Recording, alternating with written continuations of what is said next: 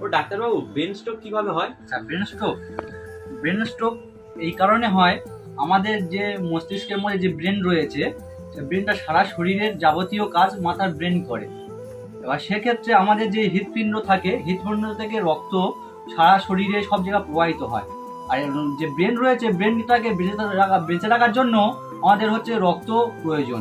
সেক্ষেত্রে আমাদের হৃৎপিণ্ড থেকে যে রক্তনালী রয়েছে, রক্তনালীগুলো ব্রেনের মধ্যে সারা জায়গা পাইপ বা নলের মতো সিস্টেমে সারা ব্রেনের সব দিক দিয়ে এসে মাথার ব্রেনের মধ্যে রক্ত সঞ্চালন করে।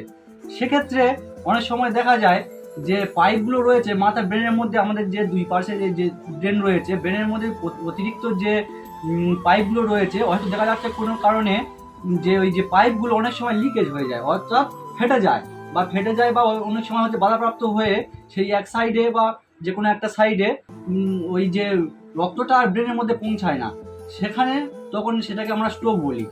স্ট্রোক হওয়ার হচ্ছে যে লক্ষণগুলো হলো, আমাদের যদি বা এই সাইডে যদি বা কোনো হচ্ছে কি, যদি ওই যে নালীগুলো যদি ব্লকেজ হয়ে যায়, তাহলে এই সাইডগুলো আমাদের হচ্ছে ভার মতো হয়ে যায়, বা এই সাইড ধরে তখন হচ্ছে কি তোমার ওই শিথিল অবস্থা হয়ে আসে, অর্থাৎ গালটাল বেঁকে যায়, মুখ বেঁকে যায়, অর্থাৎ আবার হাত পা বা এক সাইড ধরে প্যারালাইজ মতো হয়ে যায়, ওটার ক্ষমতা থাকে না।